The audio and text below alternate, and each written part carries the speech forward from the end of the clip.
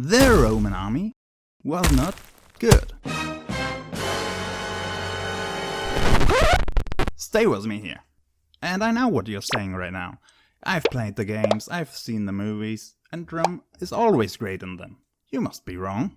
And what happens if I tell you that the Roman army wasn't even that powerful? That the real power of Rome wasn't their army.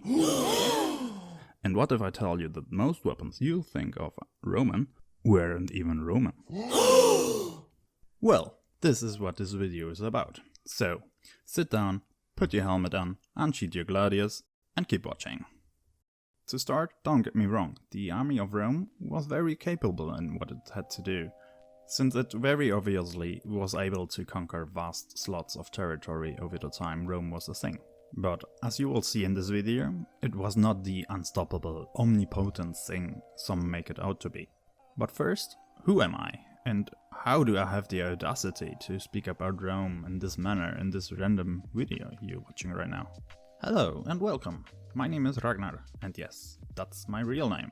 I have just finished my master's degrees in history, and since working in the field of history in the country I live in can be very difficult, I have decided to make these videos, just to do something with the things I learned over the time. And hey, maybe some of you who are watching this video right now like it and subscribe to my channel. That would really help in this YouTube thing actually. So thanks for watching and back to the video. When you're watching a film or a show, most of the time the army you will be seeing on film will be the one of the late Republic and early Empire, which is probably the one you're thinking of when you think of the Roman army. And hey, that's okay, I do it too. And it's way easier for a film production to set all their extras up with the standardized equipment the Roman army had at that time. Even if the film is about the Second Punic War, or even if it's about the fight Attila had against the Western Roman army. That is why the Roman army looks like the one you're seeing right now on most films and shows. And most people associate this look with the entire length of Roman existence. Right, fellas? Fellas? Am I right? Am I right? I would actually enjoy if you told me in the comments how you think about the Roman army looks. So leave me a comment with the head picture you have about the Roman army.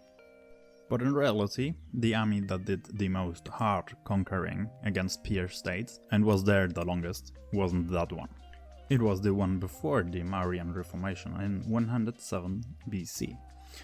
Which had very little standardization and could sometimes be confused for a Greek army actually. The PreMarian Army was an army conscripted out of the land-owning men in Rome, which led, after all the conquering they did, to a shortage of men who were able to fight or even wanted to fight. After all this defending of Rome they did in, let's say, Hispania or Greece or something like that. And there is the first myth I would like to fight with this video.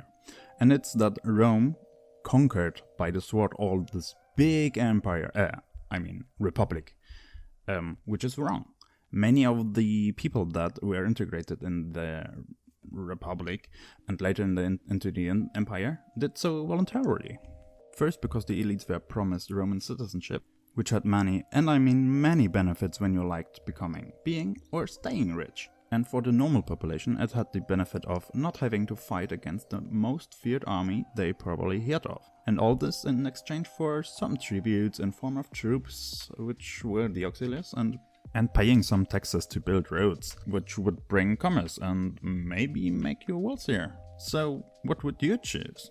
So many places joined voluntarily, rather than being forced by the sword, which also happened, but not so much as you think it happened or as it's portrayed in films, movies or TV shows. But what happened if the Romans were forced to fight? Well, if you have studied Roman military history for some time, you know how bad Roman leadership was. The army in itself was quite well organized, but the leadership made it way more difficult by infighting or sheer incompetence. So you could actually say that Rome sometimes conquered, not thanks to the army, but despite of it. And once their main competitor in the Empire game, the pesky Carthaginians, were defeated, which they did somehow, despite losing for the most of the Second Punic War. But more on that in a moment. The real power of the Roman army was not their power to defeat the enemy in the fields, which obviously they could. It was more of them being the only state powerful enough to pummel every other state into dust if they wanted to. That was helped by Rome being the biggest and nearly only centralized state in the region. Just think about it, it makes war a lot easier if you can only focus on small areas and you don't have to worry about your neighbor invading you. Because if they do, they are most certainly doomed. You could actually make a comparison to the Americans today. But unlike the American army today, Rome's army was privately founded for most of the conquering times. That means that every soldier had to buy their own equipment, and later were provided by the generals with the stuff they needed to fight, let's say, the Arverni in Gaul.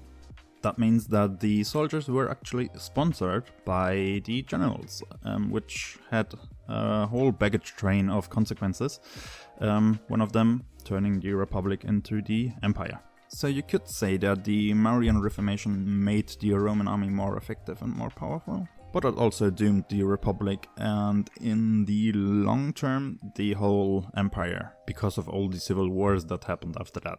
So if you want to be short about it, it was the Roman generals buying the equipment for the soldiers what made the empire fall.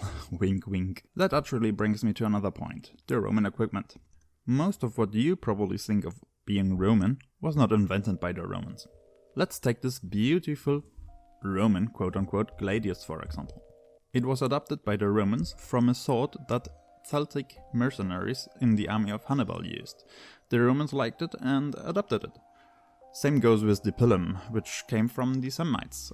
And the Roman helmet, which in itself is a hard thing to put down because the Romans used different helmets depending on the area they were fighting in, which makes sense obviously, tried to march through the desert with this thing. Where was I again? Ah yes, the quote-unquote Roman helmet. It seems to appear that they were originally adapted from the Etruscans, and by they I mean the one all of you are thinking of, the one I am wearing right now. And in that lays the strengths of Rome, and in extension the Roman army. They were very capable of adapting or even stealing stuff and adapt it to the Roman way of fighting or way of life, so to speak. When they encountered a problem that could not be persuaded by the endless possibilities of Roman citizenship, they first started by throwing soldiers at the problem. If that did not do the trick and they lost a lot of men by being encircled or ambushed, they were savvy enough to shift their tactics into a way that worked against that enemy, usually by taking an existing thing and adapting it to their needs. So, in conclusion, you could say that this combination of the convincing power of the Roman culture with the ability to adapt in a fairly quickly manner and the ability to just suck up tremendous losses and still keep fighting was what made the Roman state such a long-living empire. So there you have it, why the Roman army was not how you probably thought it was. If you have some comment, please leave it down in the comment section. If you liked this video, hit the like button and please consider subscribing to my channel, that would really help me in this YouTube endeavor. And if you want to know why history is actually useless, watch this next video, where I go over some things history is used for which it shouldn't be. Thank you, until the next time, bye!